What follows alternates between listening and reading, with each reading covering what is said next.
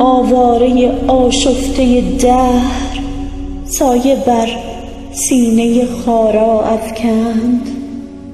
باد دیوانه زنجیری کوه ناگهان سلسله از پا افکند. رعد جادوگر زندانی چرخ لرزه بر عالم بالا افکند. برق را مشعل آشوب به دست، ظلمتی منقلب و وحشتزا. قرص خورشید فروردین به کام، ابر موجی زد و باران و تگرگ ریخت در بزم طرب سنگ به جام. نه بلا بود و نه باران نه تگرگ، مرگ میریخت فلک از در و بام.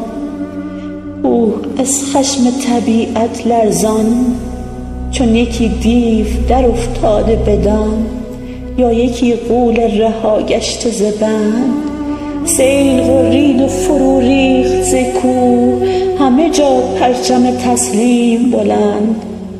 باغ را سینه کشان در هم کوفت، سنگ را نعره زنان از جا کند.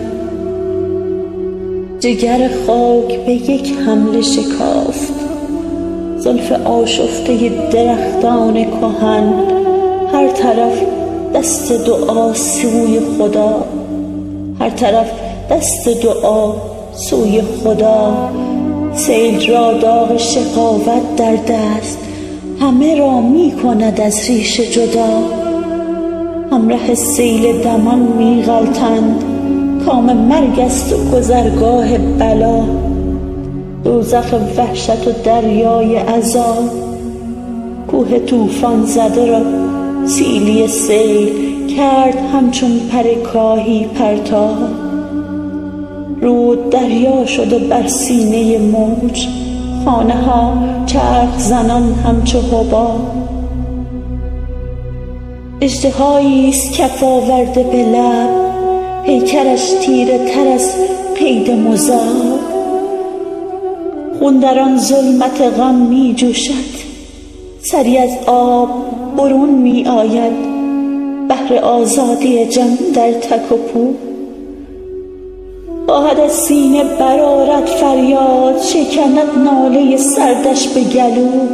حمله موج امانش ندهد، می رود آب به گرداب فرو. می کند چهره نهان در دل آب، موج خون می جهد از سینه سیل. قتلگاهی است بسی وحشتناک، سیل می غرد و فریاد زنان بر سر خلق زند تیغ هلاک. ای بسا سر که فرو کوفت به سنگ، ای بسا تن که فرو برد به خاک. زجر و زاری کس را نشنید، من چه گویم که به ایران چه گذشت. آسمان داد ستمکاری داد، یک جهان لطف و صفا ریخت به خاک. یک جهان لاله و گل رفت به باد. مان مشتی خس و خاشاک به جا، کاخ بیداد فلک ویران باد. خرمن هستی قومی را سوخت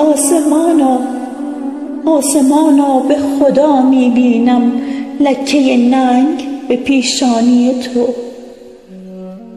خلق مفلوک و پریشان زمین، آرزومند پریشانی تو. ای خوش آن روز که گویند به هم قصه بی سر و سامانی تو.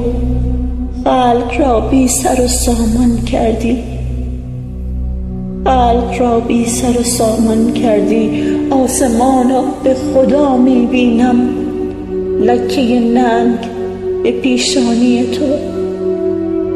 خلق مفلوک و پریشان زمین، آرزومند پریشانی تو.